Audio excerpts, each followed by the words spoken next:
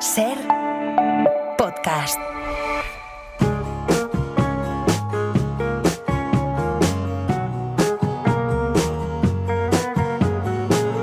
Cartagrafías. Viajes por correspondencia. Con Laura Piñero.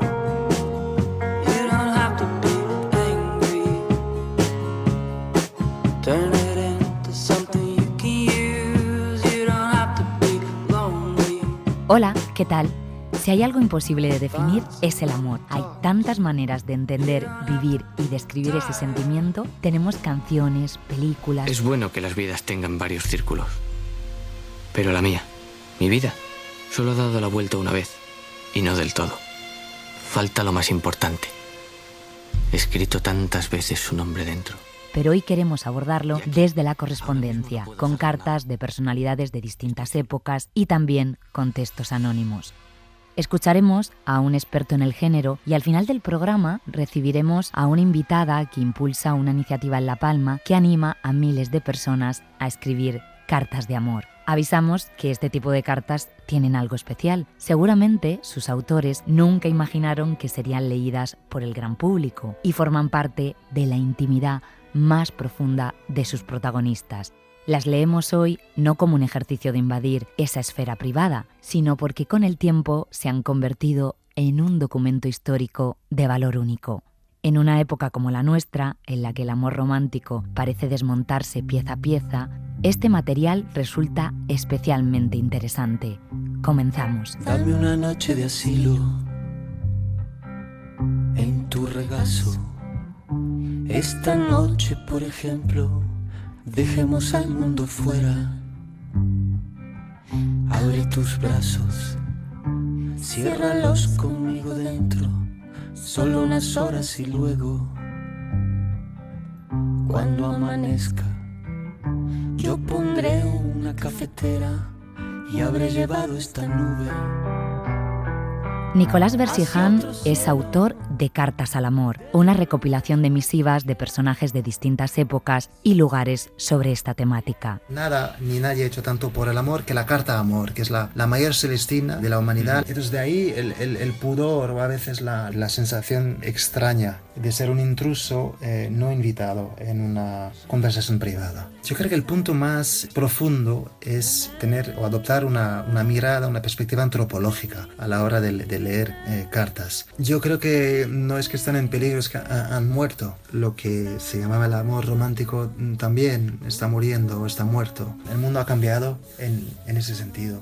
El libro organiza las cartas siguiendo las fases del enamoramiento. La intensidad de los primeros días, la estabilidad, los problemas, el desamor, el despecho y finalmente el final de la relación. Vamos a repasar algunas de las historias que recoge.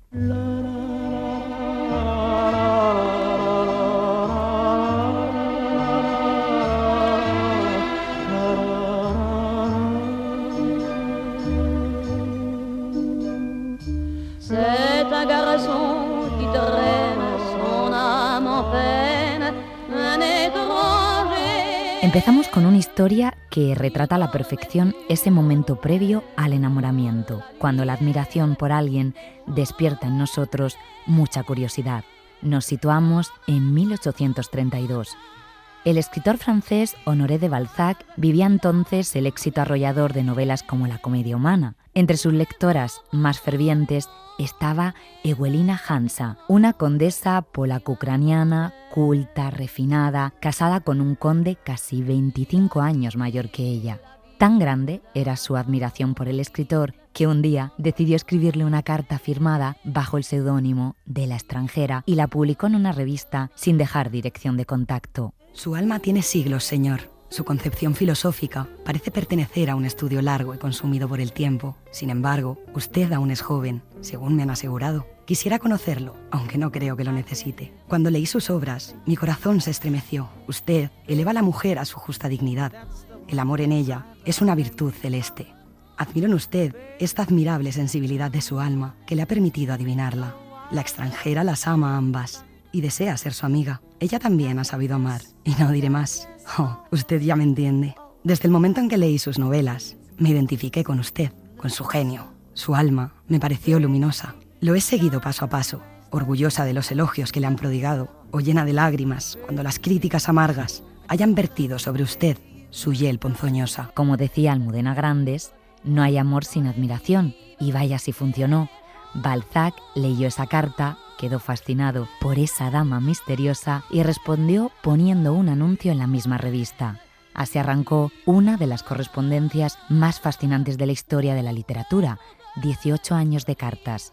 A petición de ella, Balzac llegó a contestarle a través de mensajes cifrados publicados en la prensa, como si fuera un código secreto entre los dos. Con el tiempo, la extranjera reveló su identidad real y la pareja llegó a conocerse en persona. Cuando en 1841 murió el marido de la condesa, el escritor le pidió matrimonio. Se casaron en 1850, apenas 5 meses antes de que Balzac muriera, ya muy enfermo, en París.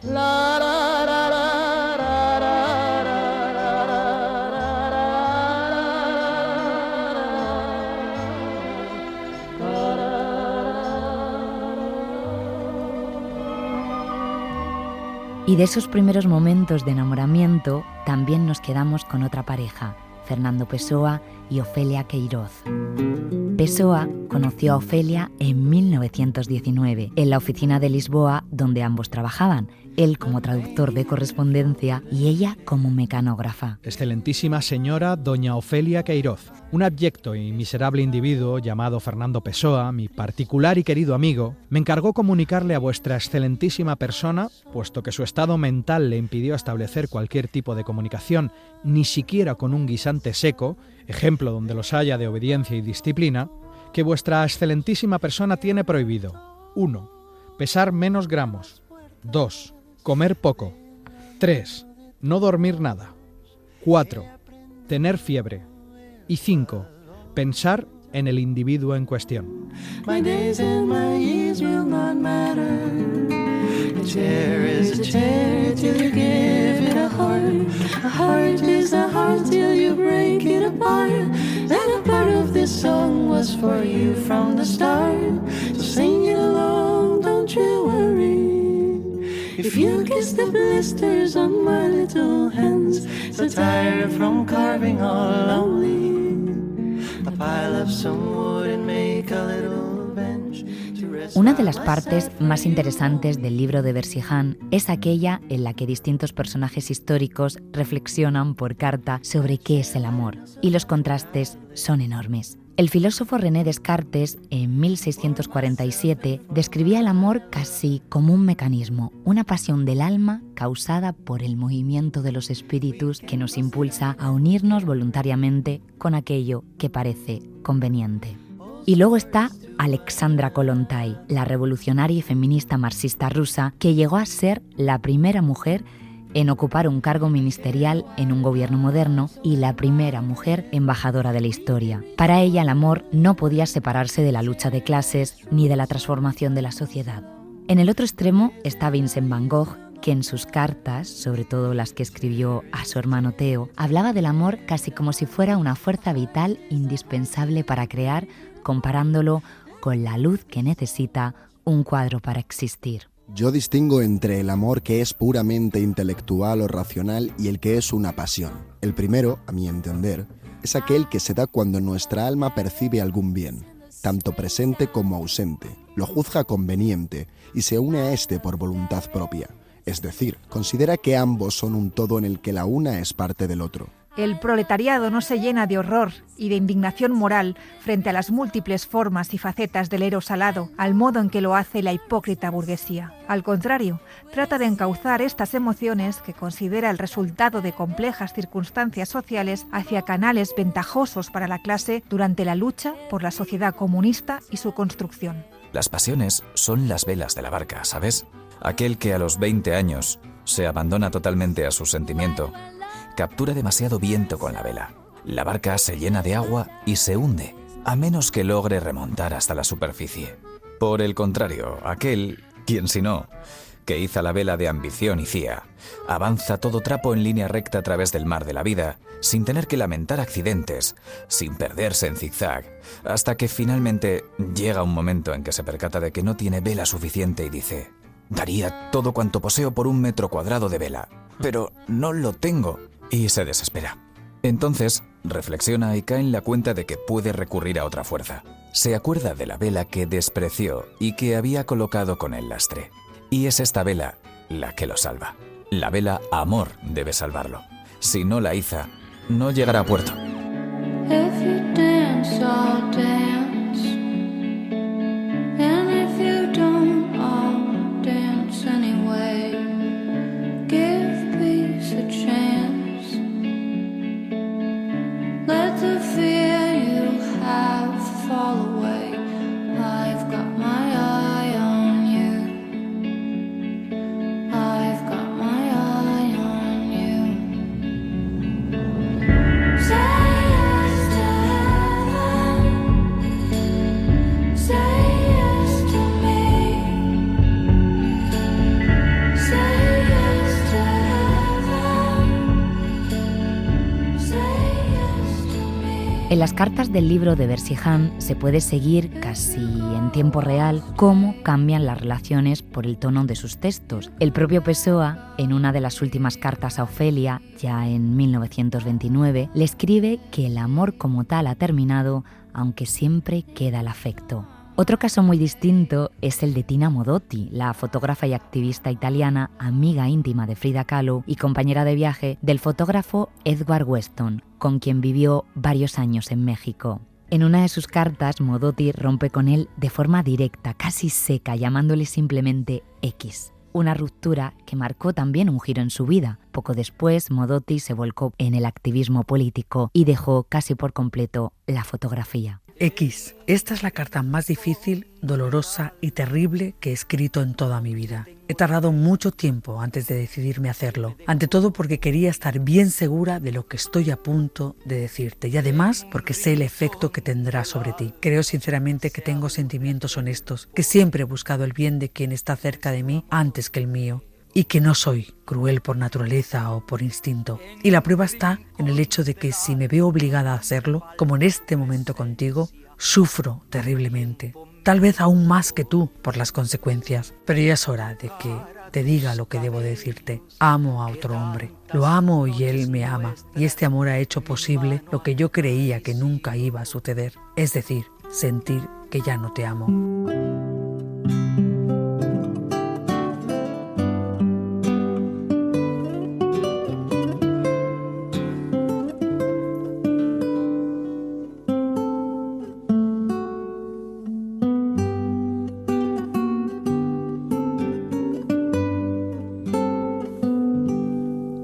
Acaba de una vez, de un solo golpe. ¿Por qué quieres matarme poco a poco? Si va a llegar el día en que me abandones, prefiero, corazón, que sea esta noche. Diciembre me gustó pa' que te largues, que sea tu cruel adiós mi Navidad. Las cartas, como reflejo de lo que somos, también muestran la cara más oscura del amor, a veces enfermiza, a veces directamente trágica. Lo vamos a escuchar en la carta que Nadja, la mujer que dio título a una de las obras más célebres del surrealismo, escrita por André Breton en 1928, le envía a él preguntándole literalmente por qué le ha robado los ojos. Una frase que resume muy bien lo perturbador de aquella relación. Breton convirtió a esa mujer real en un personaje literario y ella, en cierto modo, perdió su propia mirada en el proceso. Eres a veces un poderoso mago más veloz que el rayo que te rodea como un dios. Nunca podremos olvidar esa entente, esa unión. Solo tengo una idea, una sola imagen. Eres tú. Ya no sé, ya no puedo. Siempre tu nombre me retiene como ese mismo sollozo que me oprime y me siento perdida si me abandonas. Por todas partes se entreabre amenazante las fauces de los lobos y ojos devoradores. Por más que alejo esa visión, me digo que me equivoco. Enseguida tengo la prueba de que es cierto y tiemblo de espanto. Soy como una paloma herida por el plomo que lleva adentro. Ay, solo has venido 2 veces y mi pobre almohada conoce muchas amarguras, lágrimas secadas o reprimidas, llamadas, gemidos. No, quizás estás realmente curado de mí. Me han dicho que el amor era una enfermedad. La vida es estúpida, decías, en nuestro primer encuentro. Mi André, créeme que para mí todo ha terminado, pero te tenía y era tan hermoso. Mira, sigo siendo una niña pequeña para darte sonoros besos en el cuello bajo tu fina oreja. Pero tu situación material es tan dramática que le pide que la coloque en casa de uno de sus amigos para hacer ahí lo que haya que hacer. Bien podrías ocuparte de mí, tú que tienes relaciones.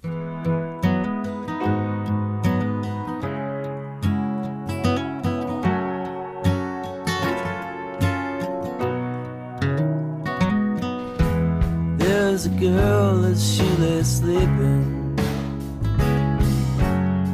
in her sweet repose. I'm a broken-hearted sweetheart,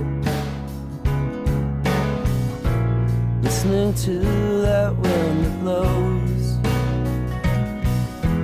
when my good friends gather around me. Y hablando de relaciones intensas y no siempre sanas, esto me recuerda mucho a la película Napoleón, dirigida por Ridley Scott, que en varios momentos retrata precisamente esa relación epistolar entre Napoleón Bonaparte y su primera esposa, la emperatriz Josefina. Ganaré a base de fuego. Estoy destinado a la grandeza. El director se documentó en los cientos de cartas que Napoleón envió a Josefina a lo largo de sus 13 años de matrimonio entre 1796 y 1809. Son cartas que reflejan una historia repleta de pasión, sí, pero también una relación profundamente desequilibrada, casi obsesiva por parte de él, especialmente durante las campañas militares en Italia y Egipto. No he pasado un solo día sin amarte. Enfrascado en tantos asuntos, a la cabeza de las tropas, recorriendo los campos, solo mi adorable Josefina está en mi corazón. Si me alejo de ti a la velocidad de un torrente del Ródano, es para volver a verte antes. Y, sin embargo, en tu carta del 23 al 26 ventoso, me tratas de usted. Tú a mí de usted. Ah, malvada, ¿cómo has podido escribirme esa carta? ¡Qué fría te muestras! Mi alma está triste, mi corazón está esclavizado y mi imaginación me espanta.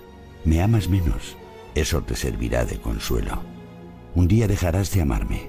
Dímelo, al menos sabré ser merecedor de mi infortunio.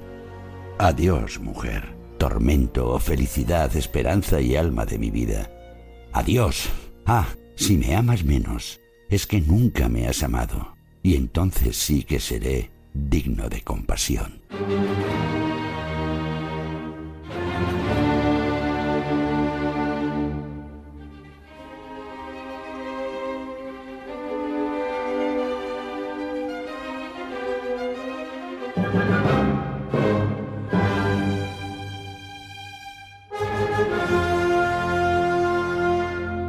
Y suena Beethoven porque no puedo dejar de mencionar que él también fue, a su manera, un gran escritor de cartas de amor. La más famosa es la conocida como Carta a la Inmortal Amada, escrita en 1812 y encontrada entre sus pertenencias después de su muerte, sin que nunca se haya podido determinar con total seguridad quién era su destinataria. Es una carta larguísima, escrita durante varios días, llena de angustia por la distancia y la imposibilidad de estar junto a esa persona. 6 de julio, por la mañana. Mi ángel, mi todo, mi yo mismo. Solo unas pocas palabras hoy, y además con lápiz. El tuyo. Solo mañana se determinará con seguridad mi alojamiento. Qué desperdicio inútil de tiempo en estas cosas. ¿Por qué esta profunda tristeza cuando la necesidad habla?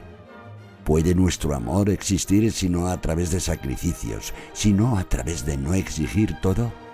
¿Puedes cambiar el hecho de que no eres del todo mía, ni yo del todo tuyo? Oh Dios, contempla la hermosa naturaleza y tranquiliza tu espíritu ante lo inevitable. El amor exige todo y con plena razón. Así es conmigo, contigo, contigo, conmigo. Pero tú olvidas tan fácilmente que yo debo vivir para mí y para ti. Si estuviéramos completamente unidos, no sentirías este dolor tanto como yo. Mi viaje fue terrible. Llegué aquí solo ayer a las 4 de la madrugada.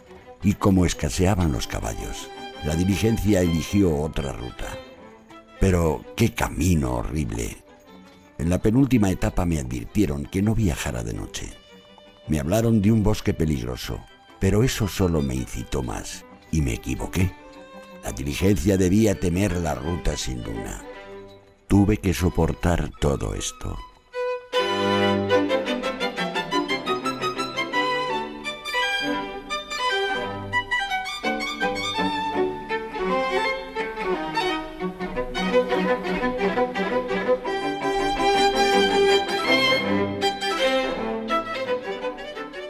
Si hay una correspondencia que representa el amor como vértigo, como obsesión casi física, es la que tuvo Kafka con la periodista y traductora checa Milena. Se conocieron en Praga en 1919. Ella fue, de hecho, la primera traductora de Kafka al checo. Y mantuvieron una relación que duró apenas un par de años, casi enteramente por carta. Se vieron en persona muy pocas veces. Kafka, ya enfermo de tuberculosis, le escribía casi a diario desde distintos balnearios y casas de reposo en un tono que oscila entre la adoración y el pánico.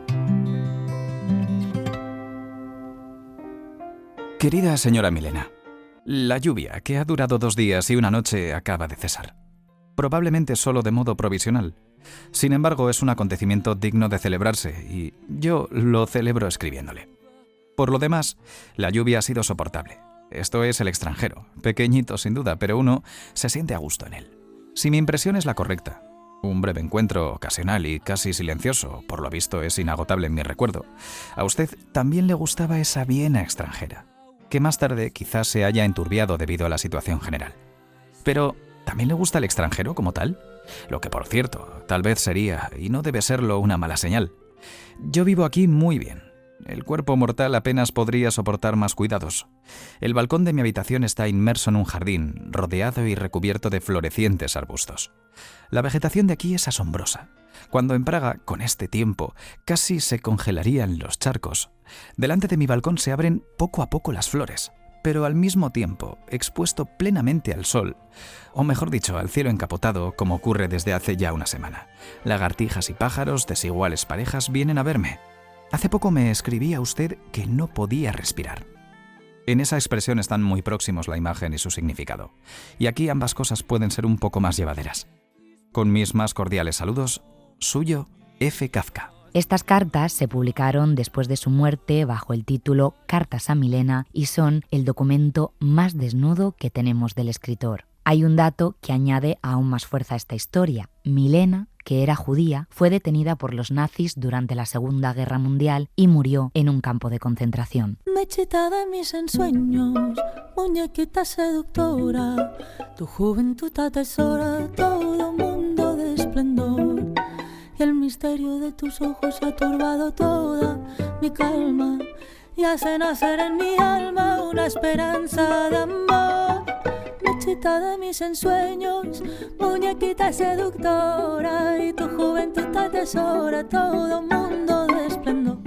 Cambiamos completamente de registro. La escritora Carmen Laforet, autora de Nada, la novela que ganó el primer premio Nadal en 1944 y que retrató como pocas la posguerra española, mantuvo en sus últimos años una intensa correspondencia con distintas personas. En esta carta, dirigida a Antonella Bodini, no habla de un amor presente, sino de la memoria de un amor del pasado. Ese tipo de amor que, aunque terminó mal, sigue vivo en el cuerpo años después, asociado a un lugar muy concreto de Madrid. Hoy fui a la Cuesta del Moyano. Es un lugar detrás del Jardín Botánico con una cuesta que baja hacia Atocha. Allí hay una feria permanente de libros de primera y segunda mano, una fila de casetas de madera. Los domingos abren por la mañana. Paseé al volver por el Paseo del Prado. Delante del museo, en la Puerta de Velázquez, hay unos jardincillos preciosos. No puedo pasar por allí sin sentir algo personal, intransferible, tierno, fuerte y vivo. Aún me enriquece. En su momento fue para mí un desastre, un destrozo, porque tuve la manía de idealizar a la persona que lo provocaba en ciertos aspectos. Conocía muchos de sus defectos, claro, que admiraba también, pero no llegué a conocer hasta el fin que anuló toda posibilidad de continuar la amistad o continuar en amistad. La persona vive y alguna vez la encuentro, rarísima vez, y le doy la mano. Pero jamás puedo desear reanudar una relación amistosa, aunque siempre supe, desde el primer momento, que ese amor fue correspondido. Duró años, pero ese encuentro está vivo. Se quedó allí, como esos fantasmas que, según dicen, se veían en Hiroshima después de la bomba atómica. Y por eso te ruego, no me hagas sufrir más. Mechita, eres linda tus ojos me fascinan, tu boquita divina, quisiera. Pero si hay una correspondencia que parece sacada directamente del cine, es la de la actriz gallega María Casares y el escritor y filósofo Albert Camus. Está nevando desde ayer, amor mío, sin descanso. Hoy pensaba que el furgón que llevaba el correo no iba a llegar hasta Cabris y no tendría nada tuyo. Pero el cartero ha venido, pese a todo, aunque eso sí, con mucho retraso. El cielo es aquí de una guata muy fea. El valle está blanco y los olivos parecen fantasmas acatarrados. Cierto es que el invierno aquí es hermoso y que es horroroso en París. Qué felices seríamos aquí incluso en invierno. Hace un rato la radio anunciaba 8 bajo cero en París y me ha entrado una cálida ternura, el deseo de protegerte, de decírtelo al menos con todo mi corazón como estoy haciendo aquí. Esta mañana me fui a pasear por la montaña cruzando entre la nieve. El aire era punzante, la sangre me latía con fuerza y mi humor triste de ayer retrocedía poco a poco. Todo era blanco y el silencio maravilloso. He vuelto a tomar buenas resoluciones, no hacer caso a nada que no seáis tú y mi trabajo. Volví guiñando los ojos por el resplandor de la nieve, con las mejillas frescas y un coraje nuevo en el corazón. Las cartas de amores prohibidos son un tema que va mucho más allá de la infidelidad. Ilustran amores entre personas de distinta condición social, raza o sexo, a quienes la sociedad de su época negaba la posibilidad de estar juntas. A Oscar Wilde, el escritor, las cartas que compartió con su amante, Lord Alfred Douglas, le costaron literalmente la cárcel.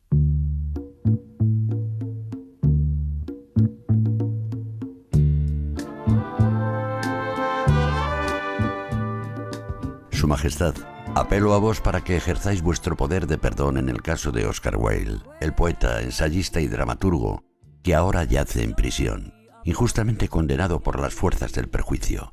Una víctima no de la justa indignación de la justicia abstracta, sino más bien del despecho y la astucia inescrupulosa de un hombre malvado, el marqués de Queensberry, de quien tengo la desgracia de ser hijo. Su Majestad no puede ignorar el verdadero carácter de este hombre, pues no ha tenido escrúpulos en mostrarlo ante vos en cartas que han sido leídas con frecuencia en términos que, hace no muchos años, le habrían costado la cabeza, o al menos su libertad. Su Majestad no habrá sido engañada como lo fue el ignorante público por sus pretensiones de rectitud moral, sino que habrá visto que su único objetivo al atacar al amigo de su hijo era deshonrar a ese hijo y añadir aún más miseria. No salvaréis al hombre que, incluso si fuera culpable, ya ha sido castigado 1000 veces más cruelmente de lo que merece, viendo que, además de la ruina de su vida, la destrucción de su arte y la pérdida de cada posesión mundana, ha sido condenado a una sentencia que las más altas autoridades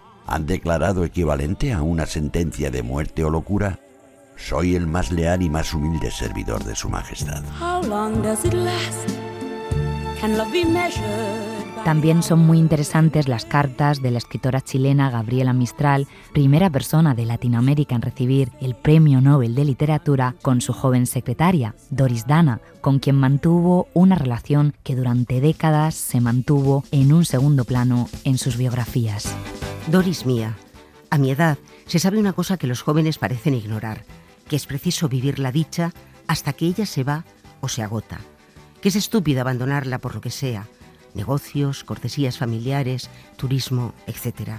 Que lo divino no se ha de romper, quebrar, postergar, porque todo daña al amor, excepto el mismo. Todo es duro, agrio, insípido, tonto y robado, menos el mismo.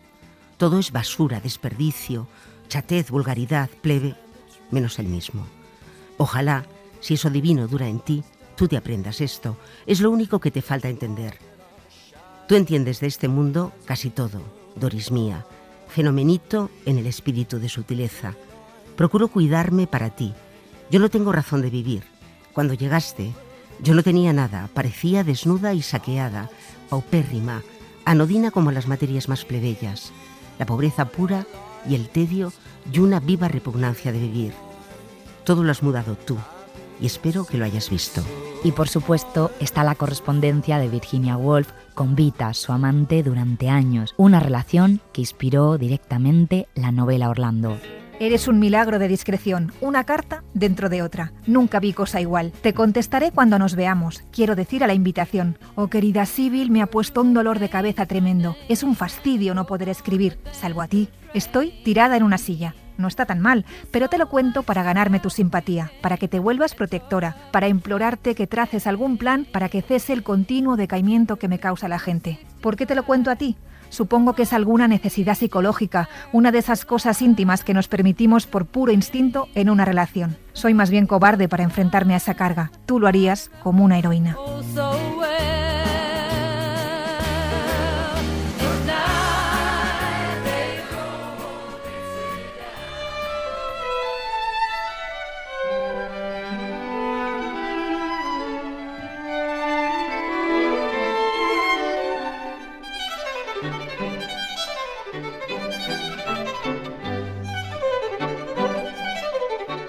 Y con esta música abrimos también un capítulo dedicado a Mozart.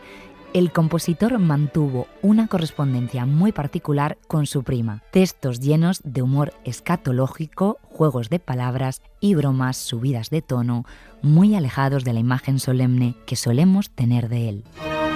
Viena, 6 de julio de 1791. En este mismo instante he recibido tu querida carta. Estoy encantado de que tengas buen apetito.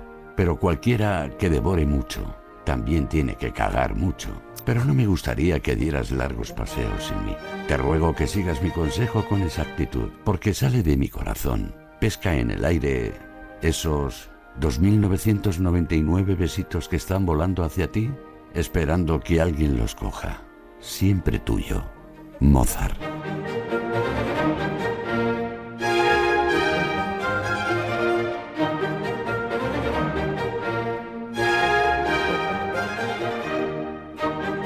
Abrimos el melón del erotismo, también a través de otro libro, de Nicolas Bersihan, Cartas eróticas, publicado con Ediciones B. Recoge cartas de personajes conocidos como Quevedo, pero también historias mucho más desconocidas, como la de una mujer anónima que, según cuenta el autor, firmó la mayor correspondencia erótica que se conoce. Otra de las protagonistas es Juliette Drouet, la amante durante décadas de Victor Hugo. En una de sus cartas, fechada en el siglo XIX, Drouet le reprocha a Hugo, con mucho ingenio, que nunca se haya preocupado por entender qué tipo de placer sienten las mujeres y se lanza después a describírselo ella misma, sin ningún pudor, con un tono que sorprende viniendo de una época en la que estos temas ni siquiera se nombraban. Por otro lado, el erotismo fue durante mucho tiempo, muchos siglos, un tabú y solo a través de la correspondencia íntima se escribían cosas que ni se podían decir. Esto se multiplica en caso de las mujeres, donde el derecho a afirmar su deseo íntimo es una conquista de las últimas décadas, ¿no? Salvo contadas excepciones. Una de ellas es Juliette Drouet. Esta mujer, que fue la gran mujer de Victor Hugo, poco a poco pasó a ser la madame, la señora. No disfrutó mucho de su gloria, puesto que fue bastante maltratada por el genio. Y en su relación íntima parece que era muy ególatra, y entonces ella sintió la necesidad de escribir 3 cartas, que son las 3 que publicó aquí, donde cuenta y le explica lo que es el goce femenino, lo que es el orgasmo femenino. Me preguntas qué clase de placer experimentamos nosotras, pobres mujeres. Ya iba siendo hora de que te preocuparas por eso, mi querido Toto, siempre tan apresurado. Al cabo de los años espero más a menudo el 7º cielo. Por eso son importantes los preliminares. 4 caricias y 3 besos no bastan. La mayoría de los hombres no lo saben, pero el cuerpo de la mujer es sensible por entero para quien posee la destreza. La piel se vuelve como una placa fotográfica. Nosotras no somos animales. Debe haber confianza, ternura, armonía para que el placer sea completo en el caso de la mujer. Necesitamos abandonarnos de verdad, pero entonces es fuerte, es prolongado, es divino. No es el hipo tonto de placer que os da a vosotros antes de rodar de costado y se acabó. Para nosotras es más largo, más intenso. Es como dirías tú, una felicidad inmensa oculta en lo desconocido.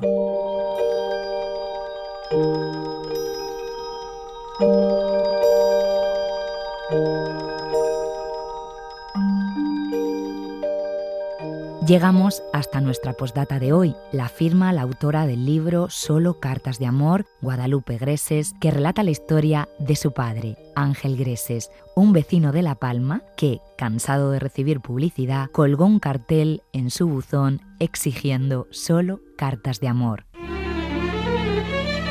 Una tarde soleada, una persona anónima se encontraría de frente con el buzón de la casa. Se detendría un instante ante la puerta para leer con atención el letrero que pedía cartas de amor. Tal vez lo leería de nuevo, reflexionando sobre el mensaje, la caligrafía y los dibujos que enmarcaban las letras. Decidiría entonces hacer caso y, como atravesada por un rayo, reanudaría la marcha, a paso ligero, hacia la papelería más cercana. ¿Qué era eso que sentía? Se parecía a esa pulsión que nos recorre por dentro cuando escuchamos una canción o leemos un poema. Tras comprar papel y bolígrafo, escribiría con premura, casi sin pensar, temerosa de que ese impulso se desvaneciera. Escribiría una carta de amor para el buzón de un desconocido, en una calle cualquiera de Santa Cruz de La Palma. Una carta como esta. Te amo. Te amo porque mi corazón lo canta. Te amo porque mi cabeza calla. No hay motivos concretos, pero si los hubiera, tendría que ver con la sorpresa. Amo lo que me hace sonreír, lo inesperado, lo que mantiene lo fresco de la niñez. Todo mi cuerpo ha saltado al ver este buzón, toda mi alma ha refulgido blanca en la oscura noche. El amor se ha abierto paso entre una maraña de lianas para comprar una libreta y un boli con el que tratar de devolverte algo de lo que me has dado. ¿Qué sería la vida sino un simple y placentero compartir, dar y recibir continuo, con el pensamiento justo y certero para llevar a cabo la acción? Sumas y restas, devenires, sueños, todo se diluye en el océano. Solo queda un cuerpo frente a una puerta, entregando una carta de amor. Y como si de un juego se tratara, como si ese pequeño hueco rectangular atrajera a los desconocidos faltos, quizá de alguien con quien hablar, después de esa llegaron muchas más. Guadalupe Greses, desde Radio Valencia, muy buenas, bienvenida y felicidades por este libro. Muchísimas gracias, la verdad es que me ha emocionado mucho escuchar este fragmento del libro, me ha encantado, gracias por invitarme. Nada, a ti por escribirlo y por este gran homenaje al mundo epistolar y a otras muchas cosas que vamos a comentar. Como tú misma dices en el libro, los sucesos más extraordinarios comienzan de la forma más vulgar. Tu padre, cuando decidió escribir el solo cartas de amor en el buzón de casa, no imaginó la pequeña gran revolución que generaría.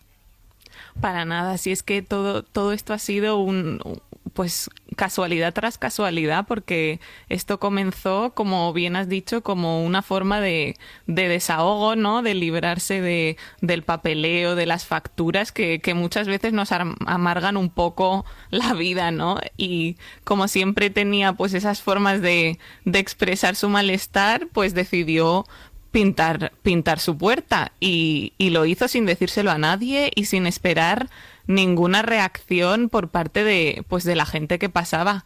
Pero claro, de repente empezaron a llegar cartas de verdad. Tu padre fue guardando todas aquellas cartas a lo largo del tiempo, llegaron muchísimas y las descubristeis en una carpeta cuando él falleció. En ese momento, como tú misma escribes, dices que fue como beber agua en medio del desierto. Sí, la verdad es que mi tía y yo sabíamos que llegaban algunas cartas, pero bueno, en mi caso, cuando las vi todas juntas en esa carpeta, pues fue muy emotivo porque te viene todo el arrepentimiento de no haber prestado atención a algo tan precioso y a la vez era una sensación de felicidad y de alegría encontrarlas y leerlas con tiempo, con calma, en profundidad. Fue una sensación muy especial, la verdad, encontrarlas todas juntas cuando él ya no estaba para poder contarnos pues lo que había sentido él al recibirlas, ¿no? Tú has heredado la gestión de ese buzón, ahora publicas este libro que al principio iba a ser como una especie de recopilación de esas cartas, pero te has atrevido a hacer una novela también donde está tu historia familiar, la de tu padre, la de este buzón y otras muchas cosas, ¿no? Porque conecta directamente con las raíces. Sí, la verdad es que esto, todo el proceso de compartir las cartas y de que surgiese pues la posibilidad de escribir la historia ha sido también pues muy casual, ¿no? Una cosa iba detrás de la otra. Yo comencé a publicar las cartas en realidad porque muchas se estaban deteriorando mucho, tenían muchos años y pues del tiempo se estaba borrando la caligrafía y como pues ahora con las redes sociales abrí un buzón virtual, ¿no? Por decirlo así, para ir guardándolas y mostrarlas pues en principio a amigos y familiares. Pero claro, no esperábamos esta repercusión también en redes, ¿no? Que ha hecho que la historia se conozca mucho más. Y a raíz de eso fue cuando me contactaron de la editorial para publicar el libro. En un principio las cartas eran las protagonistas totales porque pues la historia es muy especial, pero hablando con la editorial y intentando dar un poco más de contexto al buzón, pues nos dimos cuenta de que era muy difícil. Cada vez había más cosas que contar, ¿no? Con la figura de mi padre detrás, pues las anécdotas se multiplicaban. Y entonces fue gracias a mi editora Mónica que nos aventuramos a intentar entrelazar las cartas en la historia de mi padre, de la casa donde se encuentra el buzón y a la vez pues había que contar muchas cosas del origen también de la casa, ¿no? Y de mi abuela, de mi bisabuela, que eran canarias, y de mi abuelo que llegó allí, en fin. Se fue haciendo cada vez la historia más compleja, ¿no? Y más compleja de escribir. Entonces, pues al final fuimos con ello. La verdad es que muy agradecida a la editorial por haberme permitido contar tantas cosas, ¿no? Que están relacionadas con las cartas. Ha sido complejo intercalarlas, ¿no? Entrelazar las cartas con la historia. Pero bueno, yo creo que ha quedado bonito y que se entiende mucho más pues todo el contexto de la isla y del buzón.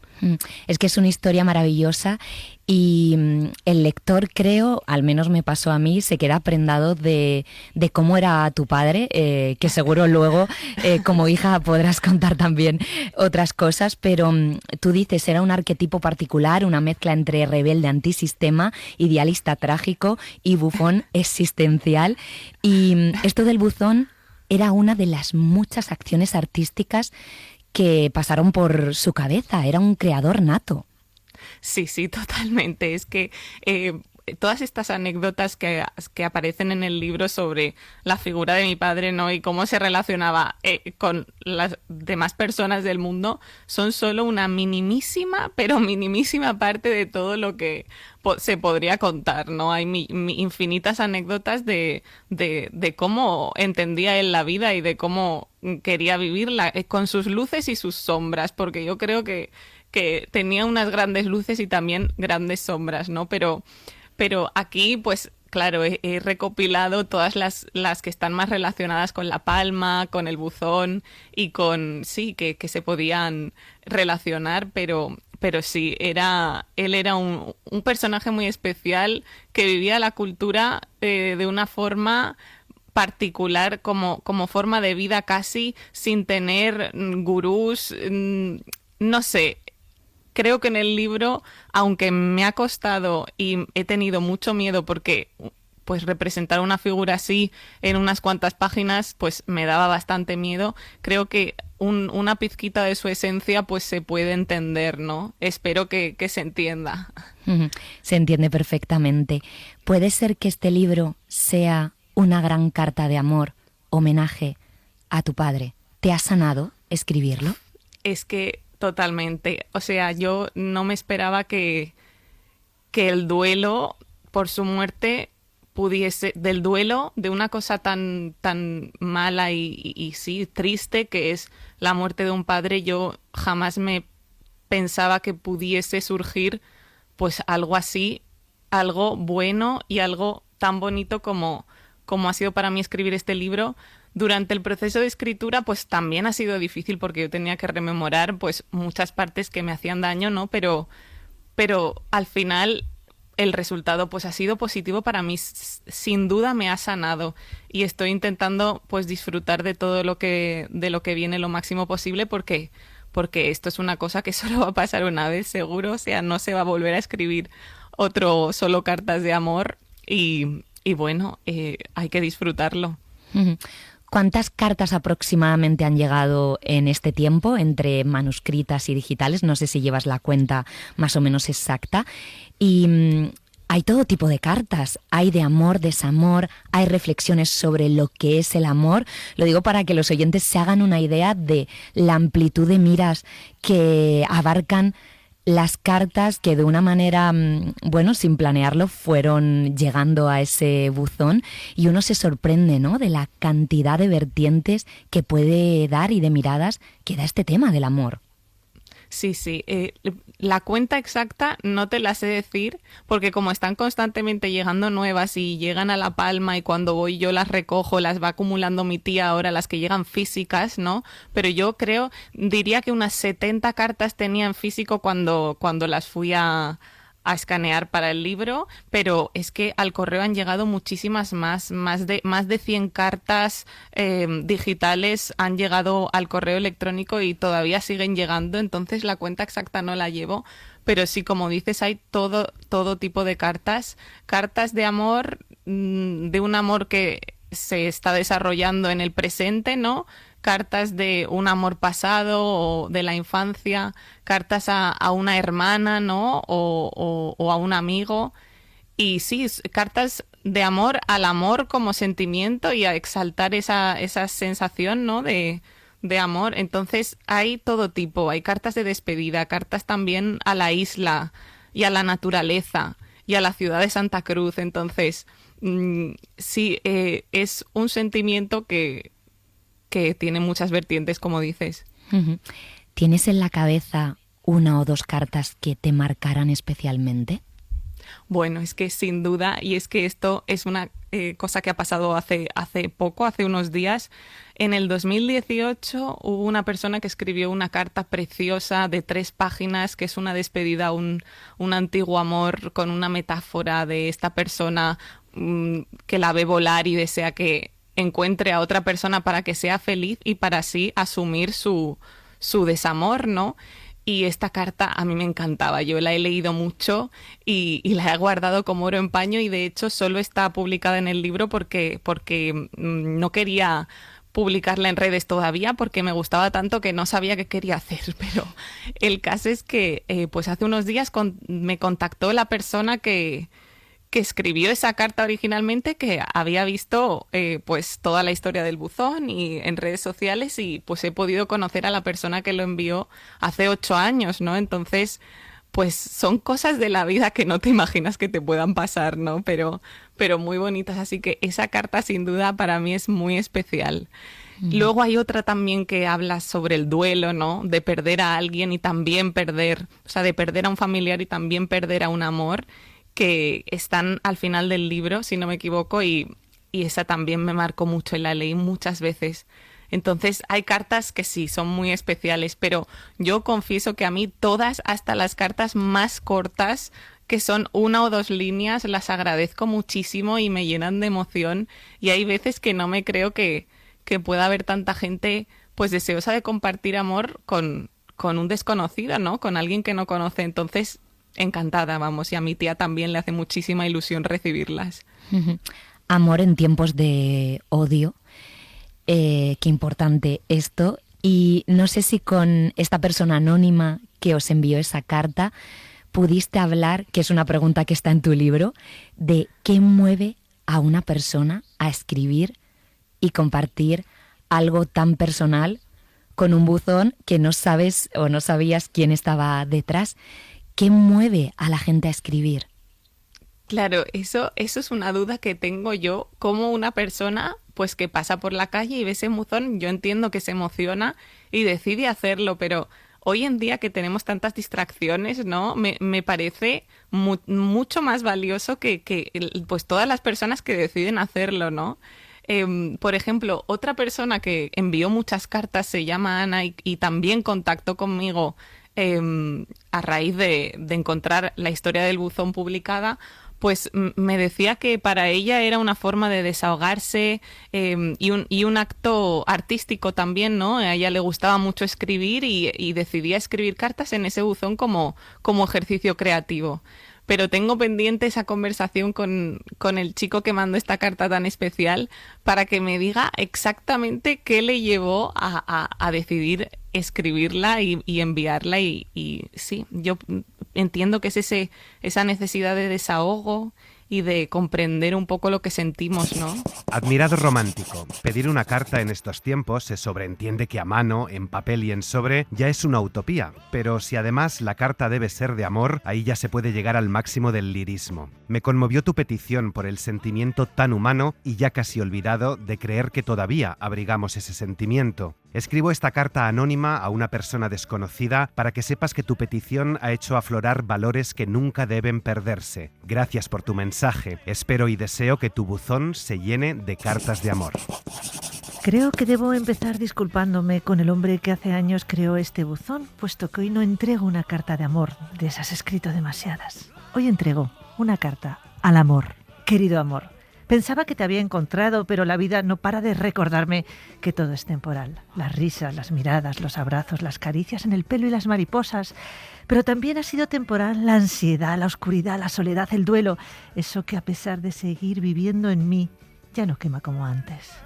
A pesar de todo lo vivido, sigo creyendo en ti. Te veo en cada beso con sabor a feliz día en la puerta del colegio. Te veo en los cuidados de ellas, que frenan el coche para que puedan sus hijos beber agua sin mojarse. Te veo en cada atardecer, en cada cielo estrellado, en cada luna y en cada ola del mar. Te veo, pero solo te veo. Y justamente aquí nacen las preguntas para las que no hay una respuesta. ¿Algún día te encontraré de la manera que quiero? ¿Seré feliz sintiéndote de la única manera que sé sentir intensamente? No pierdo la esperanza.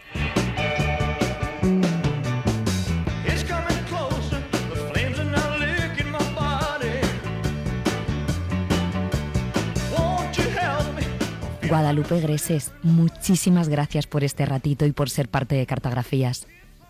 A vosotros, de verdad, muchísimas gracias. Para mí es un regalo, de verdad. I was toting my pack along the dusty Winnemucca Road when along came a semi with a high and canvas covered load. If you're going to Winnemucca Mac. Envejecemos y nos acostumbramos el uno al otro.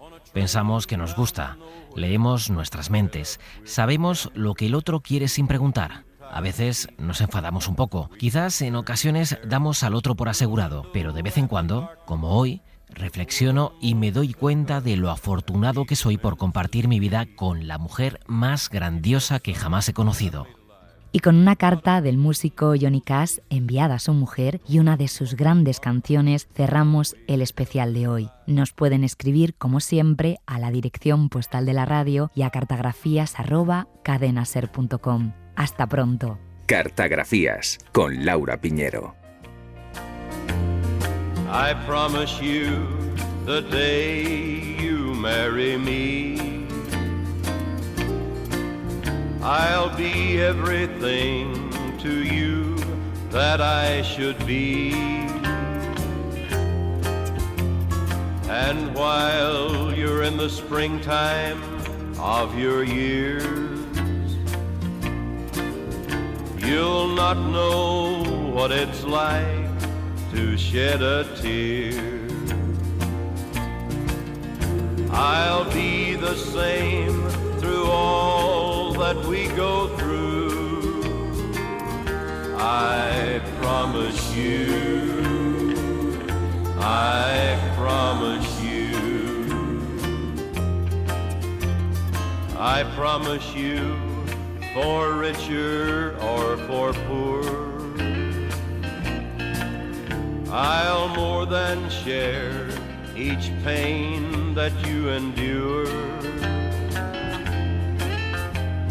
And when you're in the autumn of your years,